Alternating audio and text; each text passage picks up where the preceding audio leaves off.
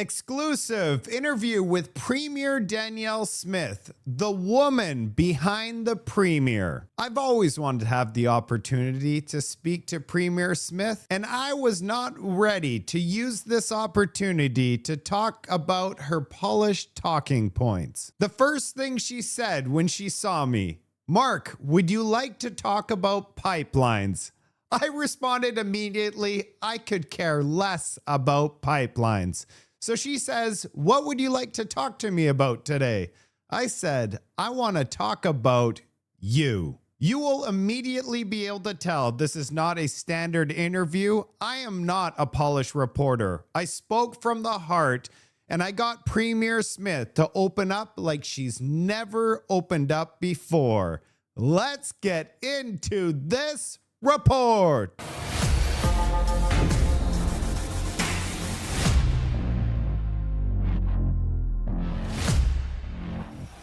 I'm excited. I'm here with the Honorable Premier Danielle Smith of the Strong and Free Alberta.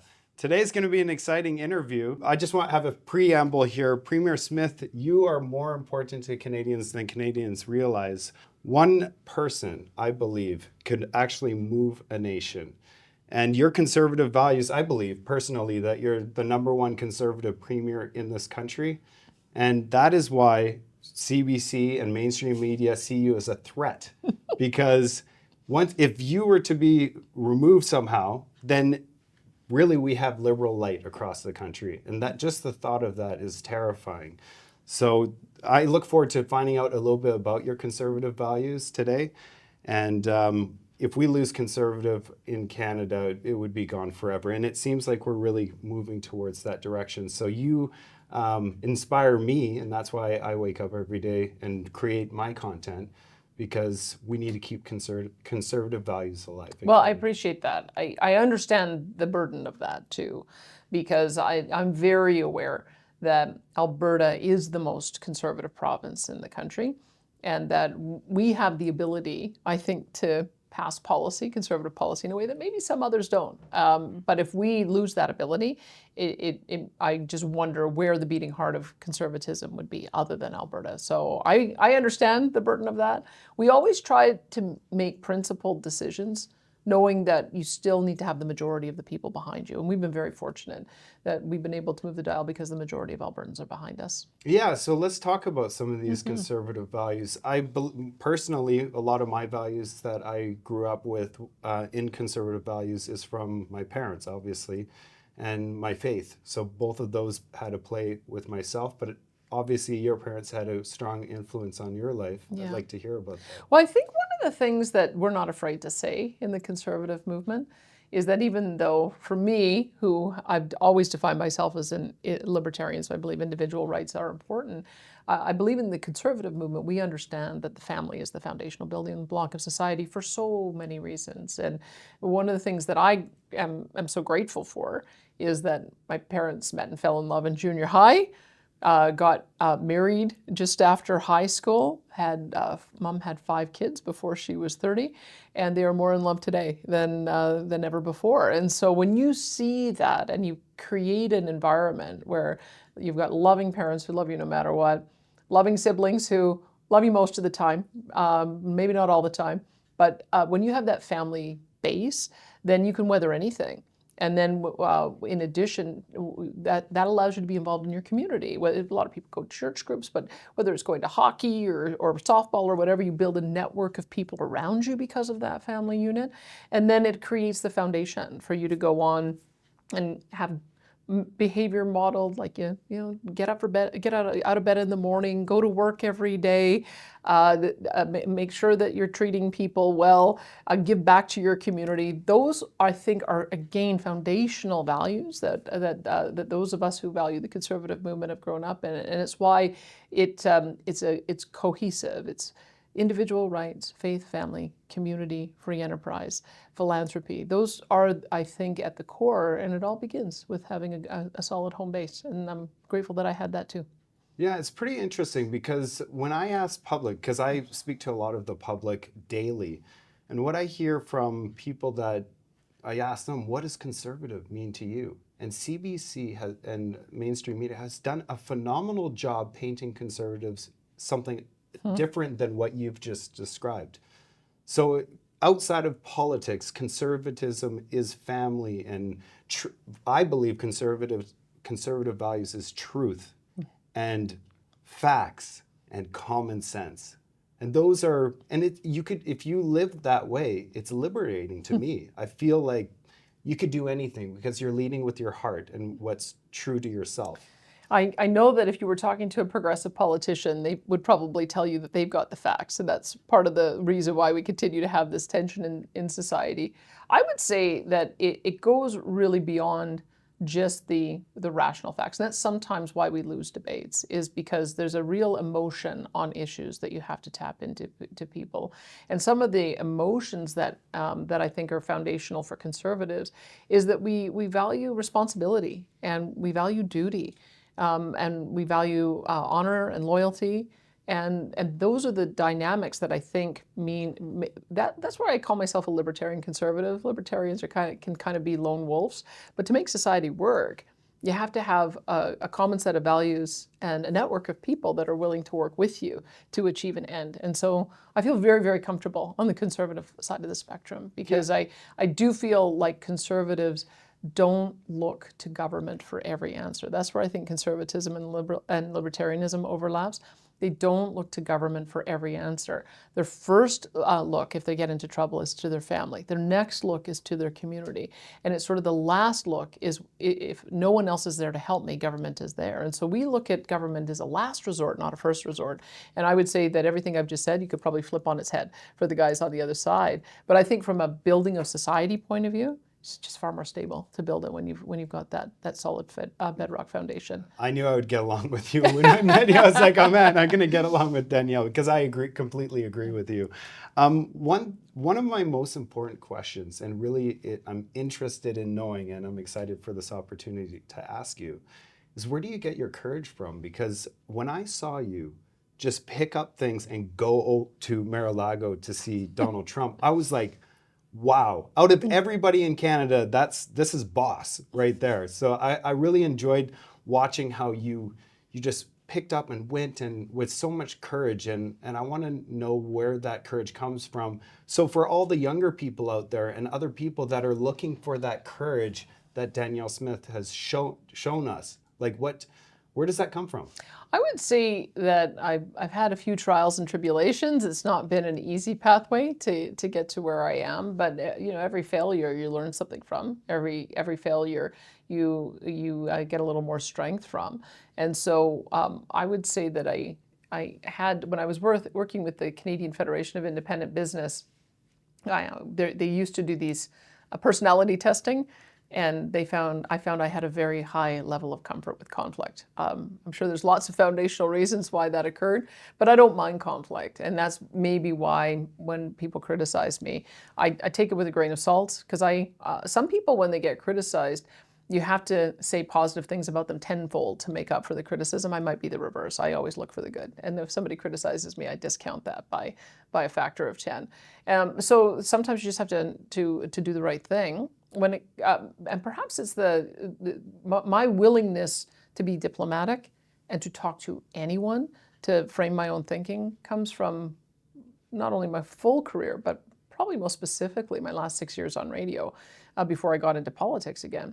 Yeah, you have to fill the airtime. You have to talk to people. So I had to talk to at least 30 people a week in half-an-hour segments. I had to do dial-in. I had no idea who was going to call when I opened up the lines. And you have to be able to figure out how to manage conflict when that occurs. So I had a pretty good testing ground for several years. So I wasn't that concerned about going down and talking with somebody about our shared interests, which is making sure that we become an energy superpower together. I was pretty excited about being able to share that message.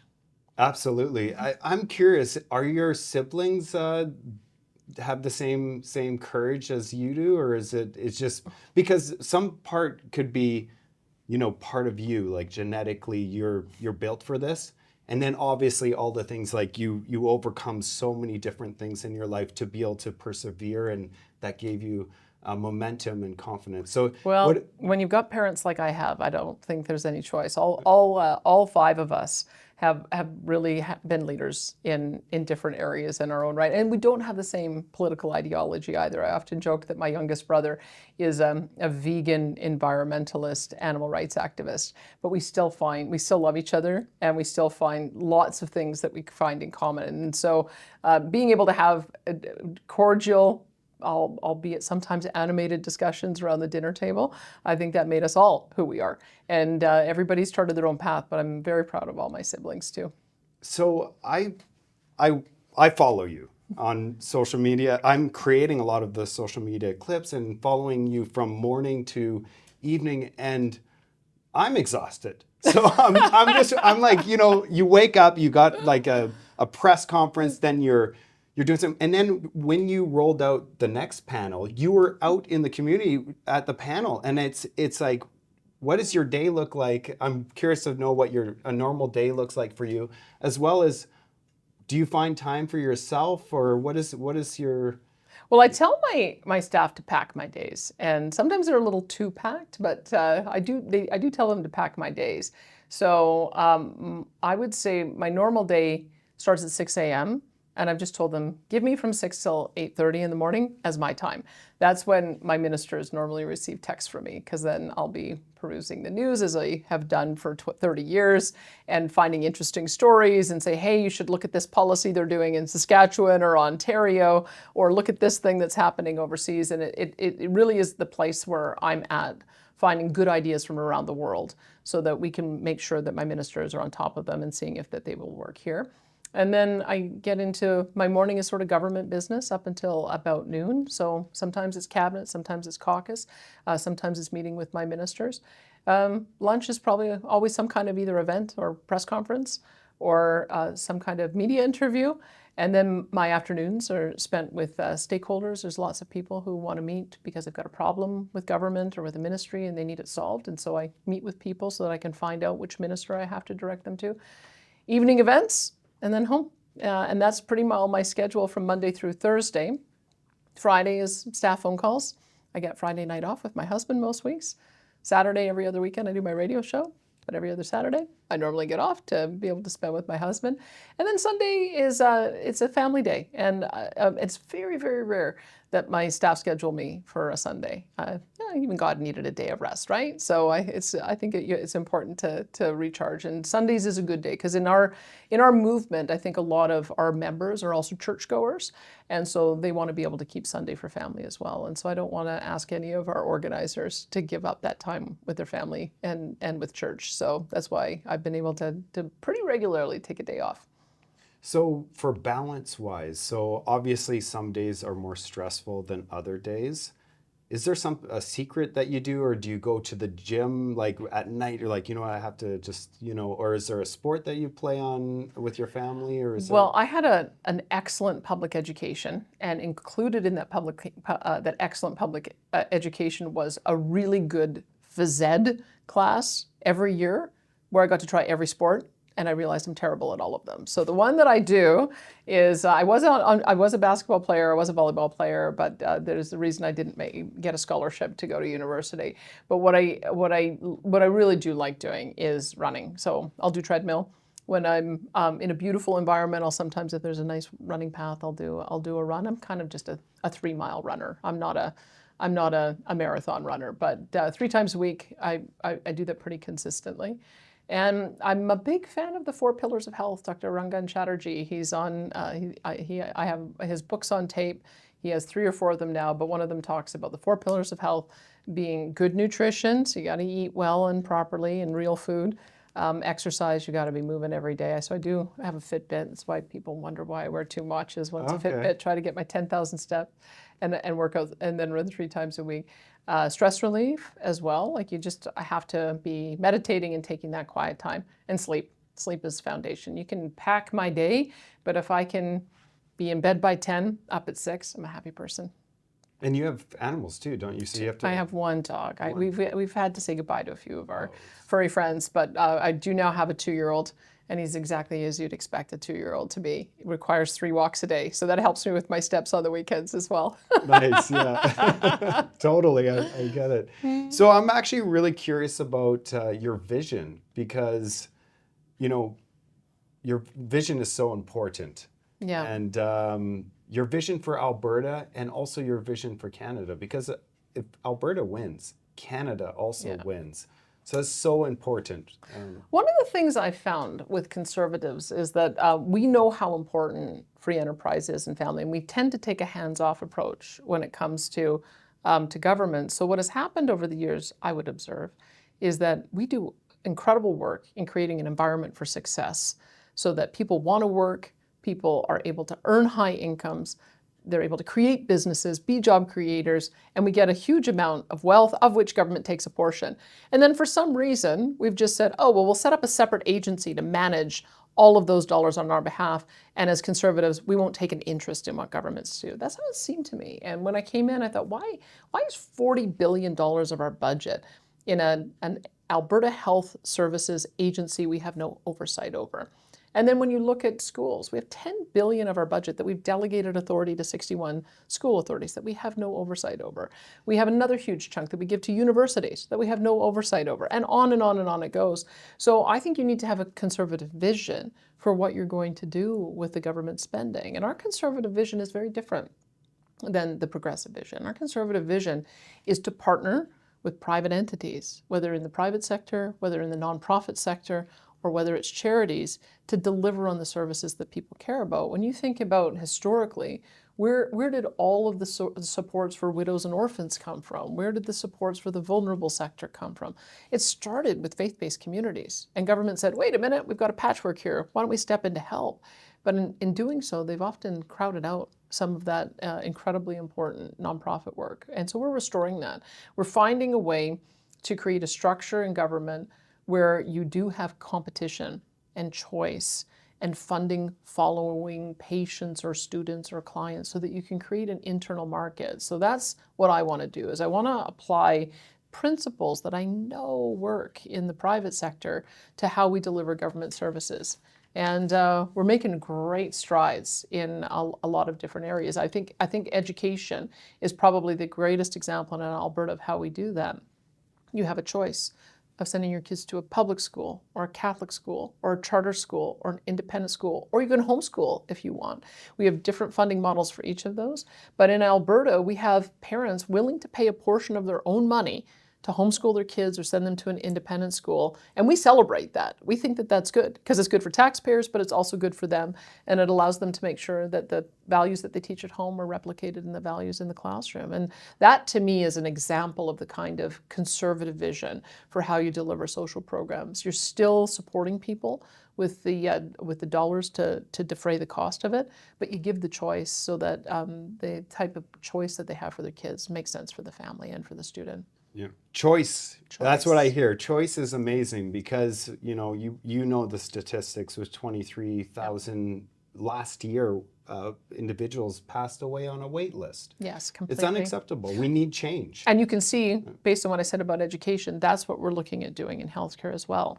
That we've got publicly run facilities, both public and Catholic, like the Covenant Health System is a Catholic system. We've got independent entities, so we've got our charter surgical centers, and now we're allowing for dual practice so that there's another opportunity for people to be able to, if they choose, pay out of pocket for elective surgeries. And so that's that, and we're moving towards activity-based funding, meaning funding follows the patient to the facility where they want to receive treatment. So we're taking the principles that we know work in free enterprise, principles that have been working quite well in education, and applying them to our other public services. And I think that that's a conservative vision for how to deliver on public services. At the same time, we're doing everything we can to create an environment where we can get more investment. New bitumen pipeline to Asia, the new data centers and power generation with natural gas, new markets for our products in Asia, new investment in agri-food processing, in film and television tax credits, and venture capital. If all of this can work together where we can continue to have a vibrant,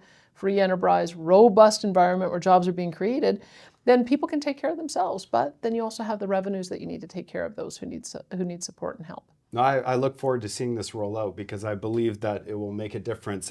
I have a very specific question for you. I don't know how you're going to do with answering, but what do you believe is a misconception that people have about you, that they have about you? I don't know. What misconception do you have about me? I'm learning. I'm asking you the question. You know what I would say is I'm a very, very frugal person. I'm not money motivated. My husband and I live in a townhouse. My favorite thing to do on the weekend is have a steak dinner with our dear friends who are in their 70s and take my dog for a walk. And it's always a joke with my protection unit that okay, well, we're going to Mr. Mike's or Original Joe's again tonight. There's not a lot of. I try to live a regular life because it comes to an end, and you have to make sure that you're the same person when you end political life as you were before political life. And I have some very dear friends who I've charged with this task that if anything ends up going to my head, they need to bring my feet back down to earth. And I think I've managed to do pretty well. Now, I'm impressed, I have to say. So I just have a couple closing remarks here is that, the problem that I see with Canada is that our dreams are not big enough. We need bigger dreams. I'm not talking about you specifically. I'm talking about as a nation. And when you dream big, if you get just a little bit under that dream, we still won. But if the dreams are small, then we're not going to succeed. And that's the difference between winning and losing. And I see that you have a big dream. And I'm excited for all the wins that are going to be coming now and moving forwards. And I look forward to watching all the win. And one thing about winning is when you have a small win and you get the taste for the win, you just want to keep on winning and that momentum. And after a decade of feeling like we're really not winning that much, I could finally see a small victories with the bills that you've put forwards for Albertans, with the castle law and being able to take care of your family. These are common sense things, and it's just so refreshing to see. So I look forward to all the winning that you're going to be providing, and thank you very much for sitting with me for this interview. It was really nice. Well, thank you. I'm a big fan of manifestation, that if you want to achieve something as a leader, you got to tell people where you want to go. And it might be a little bit rocky along the way, but if people know where it is you want to go, I've been actually very, very amazed at how many people are willing to walk the path with us. And that's, I think, what leadership is about. Awesome. Thank you. Thank you.